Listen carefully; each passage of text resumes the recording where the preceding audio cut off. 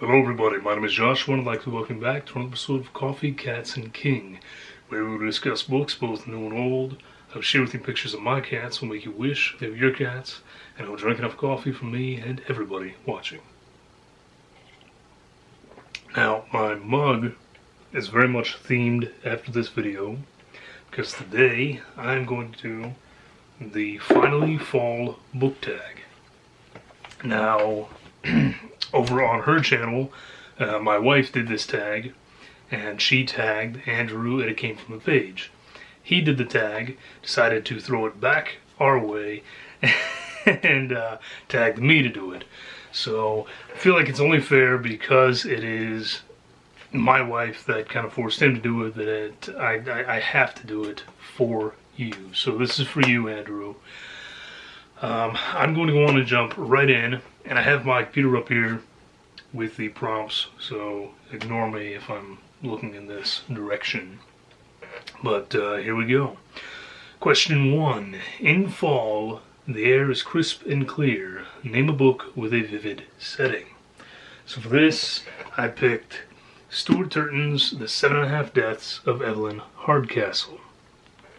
And this is a murder mystery with a sort of time loop going on, where every day Evelyn Hardcastle dies, and every morning she is alive again, as is anybody else that may have perished in the night. And our lead character that we're following is in the body of a new guest at the house. And so as he is trying to piece together from each guest's interactions what is going on and who is committing the crime, so too are we. Now, because this is a time loop, it all takes place within this one gothic manor called Blackheath House. And so, along with our main character, as this book is going, we are kind of piecing together the rooms and making a map in our heads of the house and the grounds around it to figure out how this killer is doing, what they are doing, and why, and how they're getting around without someone figuring it out. So you very much, by the end of this book, have this setting down pat in your head. You know what's going on, and yet I can guarantee you're not going to figure it out. Alright, prompt 2. Nature is beautiful but also dying. Name a book that is beautifully written but also deals with a heavy topic like loss or grief.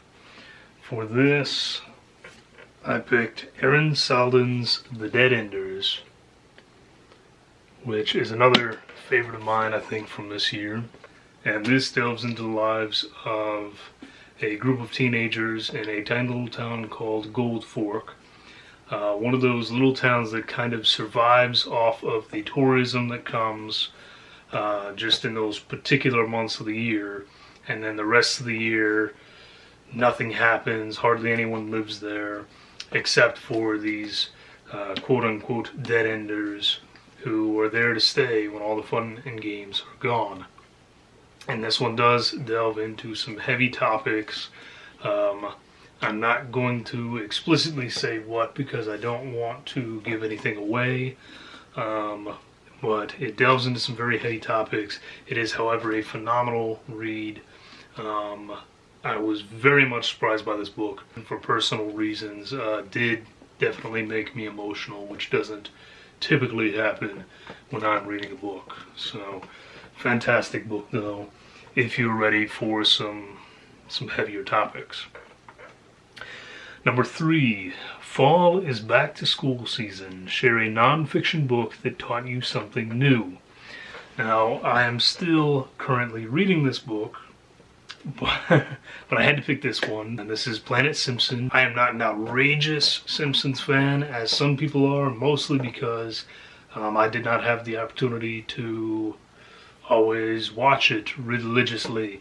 I do watch it when I can, when I happen to see it, and I very much enjoy The Simpsons. I'm not a guy who plays video games, but I did play the heck out of the game The Simpsons Hit and Run. Had a blast with that. And just, I enjoy the show, I enjoy the culture, and this book is teaching me a lot about the early years, which I certainly did not experience because I either was not born yet or was far too young. So, It's been a really interesting read so far, and I know it's going to be a 5-star read. I am very much enjoying learning about this cultural phenomenon that is The Simpsons, and its early stages, and just what went into it, how it became such a smash hit, and how it became a household name. So really fascinating stuff here. If you're at all a fan of the show, then this is definitely one to pick up if you can find a copy, or listen to, because the audio is very well done as well. Now, number 4 says, in order to keep warm, it's good to spend some time with the people we love. Name a fictional family, household, or friend group that you'd like to be part of. For this, I picked something slightly unconventional, but this is Stephen King's From a Buick 8. And in particular, the group, family, household that I would like to be part of is the Pennsylvania State Police Troop D. In this book, our main character, Curtis, kind of grew up alongside these folks. His father was with the state police, and when he dies, they kind of take him in as one of their own. So he's always there, always helping out, and they're just a family to him. They take care of him. They love him in a way that his father did, and they're just all so supportive of one another. It made me want that. There's something so special when you find a friend group that become family, and that's what this is for Curtis. And aside from that, this is absolutely one of my favorites, if not my favorite King book, somewhat for sentimental reasons, and somewhat because I think it's just one that flies under the radar. Now, number 5, the colorful leaves are piling up on the ground. Show us a pile of fall-covered spines. So I'm colorblind, and I had to get Paige's assistance on this, but she assures me that these books all fall into autumnal colors. So there you go. I'll have to take her word for it. Number 6 says, fall is the perfect time for some storytelling by the fireside. Share a book wherein somebody is telling a story. Gut instinct was to bring up a classic that we hear about on BookTube all the time, which is Ray Bradbury's The Halloween Tree. Never gets old. Very short, but always a lovely, lovely read. However, I wanted to bring up a book that is not talked about often, a book that is newer, but that is a fantastic read for horror fans out there, and that is S.A. Sidor's The Beast of Nightfall Lodge. Now, this is actually the follow-up to Fury from the Tomb, so the characters do cross over into this one. It's the same characters, in fact, for the most part.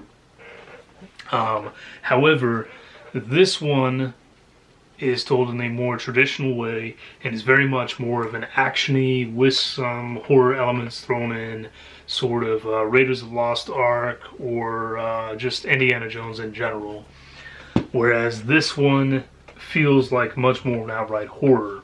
And in this book, we are with Ron Hardy, who's the main character of the first one, as he is much older and has kind of suffered some issues through the years. And a friend of his is trying to coax him into telling a particular story so that he can sort of come to terms with his grief over something.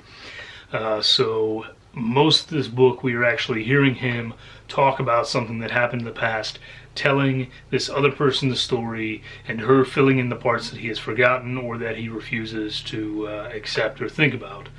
But it's a fantastic read, very much horror-esque, as you can tell from this cover. And really great book. Both of them really great books, actually. If you have not read them, Both very different, but fantastic reads overall. Now, number 7 says, the nights are getting darker. Share a dark, creepy read. Well, I don't have any of those. All the books I read are, lovely, relaxing things. But I guess I could go with something for a younger audience that still very much works for someone of my age. This is R.H. Grimley in his Frightland series with The Bones at the Bottom of the Lake. There are only like 4 of these Frightland books right now, but they're all fantastic. You should absolutely pick them up if you are fans of Goosebumps or the like. And in this one, it says, JC and Cal are excited to stay at a summer cabin on the lake, but something about this place is eerie. It starts with fiery lights at night and a ghostly figure at the end of the dock. Then Cal pulls something out of the water with his fishing pole. Something horrible. As the bones begin to pile up, a girl named Chloe tells them to put it all back, but the warning may be too late, because now that they've been found, they won't stay down. Excellent read for any time of the year, but this is, again, another series that does not get much attention, and it should. Like I said, very much written in the Goosebumps theme, but I think better, these 4 books, better than the vast majority of Goosebumps books, despite the fact that I'm a big fan of those. And that is certainly one to try to give you an idea of what you're getting into. I think they're great. I think they're slightly more mature and more serious than the typical Goosebumps book, but fantastic overall, and very much gives you that eerie, creepy feeling. Now, number 8 is The Days Are Getting Colder. Name a short, heartwarming read that could warm up somebody's cold and rainy day. This is one that I read on here with my sibling Shy. This is Bree Paulson's Garlic and the Vampire. And this is about this living, sentient garlic here, named Garlic, who works for a witch along with a bunch of other living vegetables and fruits. And one day on this castle on the hill, they realize that what they think is a vampire has moved in, and somehow it is placed on Garlic for some strange reason to go confront this vampire and basically make sure that he is not going to come and eat them all in their sleep or something. So this is very lighthearted, somewhat darker undertones in ways, but in a humorous manner. Very quick because it is more of a graphic novel, but very enjoyable overall, and will certainly get some laughs and smiles out of people. And there is now a follow-up to this as well. Okay, number 9. Fall returns every year. Name an old favorite that you'd like to return to soon. This is a book series that I started back in 2015. Read the first 2 and absolutely loved them. And then for some reason, I just never bought the other books in the series. So I really want to read the rest of the series, get the rest of the series, read all of it again, because I know that I'm going to love every book. This is Lee Perry with A Skeleton in the Family. I've talked about this book many times on the channel before. It is a cozy mystery about a family who happens to have a living skeleton named Sid that no one else knows about. And their antics in solving little mysteries and crimes that pop up in their small town. Fantastic books, very enjoyable, very cozy and lighthearted, but just so much fun.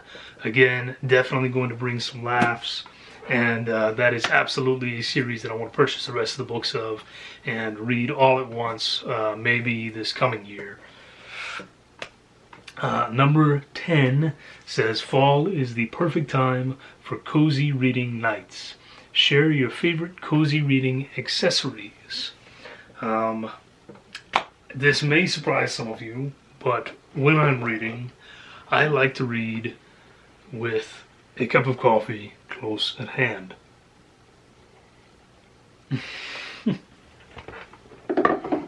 Aside from that, about the only thing that I like to have with me when I'm reading is page. And of course, chaos and havoc. And finally, the last prompt: spread the autumn appreciation and tag some people. I don't know who has done this prompt already this year or in the past. But I've picked 2 people just to give a name.